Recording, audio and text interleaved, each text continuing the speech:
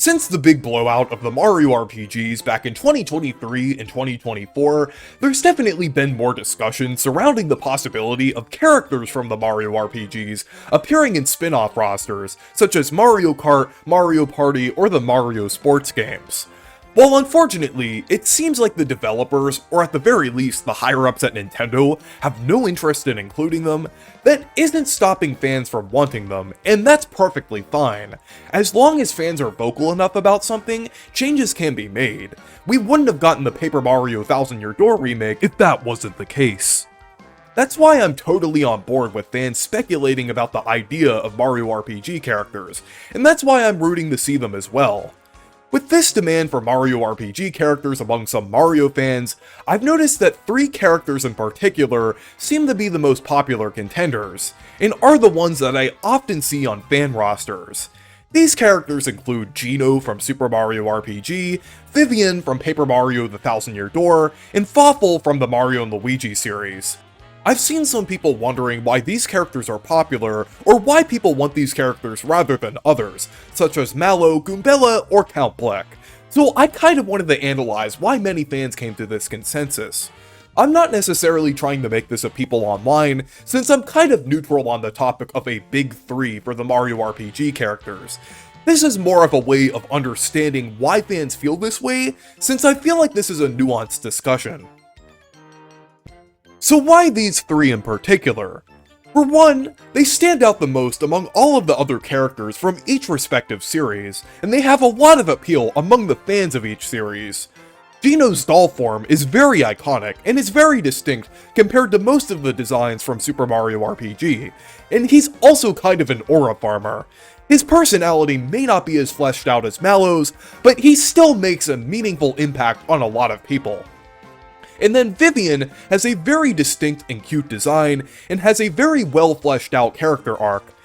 She's also a character that many can relate to, either due to her trans identity, or the fact that she started off being abused by her sister. It's very powerful for Mario standards, and it can resonate with quite a lot of people. And then there's Fawful, who would make quite a lot of sense as a non-Bowser villain character. He is just a very chaotic, charming villain, and stands out among the other villains for a lot of fans. And for the second reason, these characters are kind of the most realistic.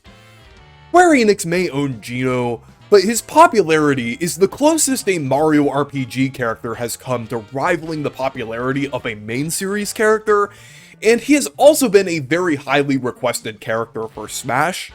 There's also the fact that we got a remake of Super Mario RPG a couple years ago, and we got an updated modern design and model for Geno.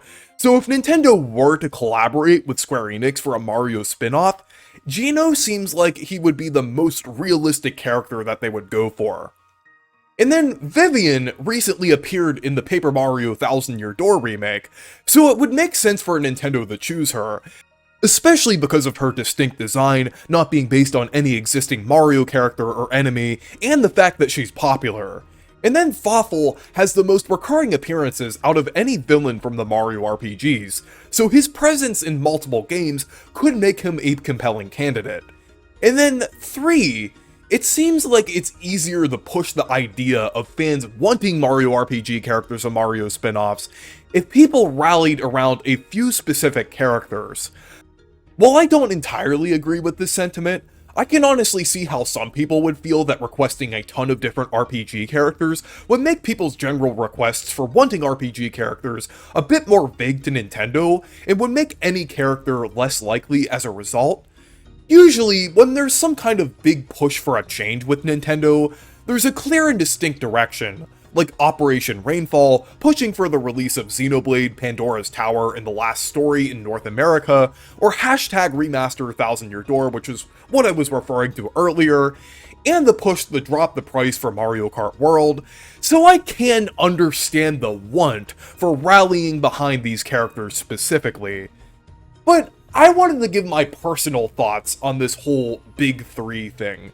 While I really want to see Mario RPG characters in spin-off rosters, I don't think we necessarily need to rally behind these characters in specific. However, I understand why people would want to, and I think these 3 characters will naturally be some of the most popular picks. I think the idea of wanting Mario RPG characters in general is enough to send a message to Nintendo, and I'm honestly down for any Mario RPG character to be in a spin-off roster in the future, whether it's Vivian, Mallow, Prince Dreambert, Mimi, Huey, or even Yub. Maybe not Beldum though, or Kirsty, but the rest of them are fine. In terms of what I think Nintendo will actually do if they ever end up deciding to add RPG characters to a roster like Mario Kart World, if Nintendo collaborates with Square Enix, I could see Geno, Mallow, and Vivian being the 3 characters, but if they don't, then I think it would probably be Paper Mario, Vivian, and Starlo. While I'd love to see Fawful, I think Nintendo would probably add Starlo before him, considering how she kind of took over the role of the recurring character in the Mario & Luigi series. But I would still be happy with Starlo either way. But anyways, let me know your thoughts on the big 3 highly requested Mario RPG characters, and which ones do you think have the greatest chance of actually being picked? So thank you guys for watching this video, make sure to leave a like and subscribe for more, and make sure to check out my Discord server and Blue Sky if you want to. Stay perky!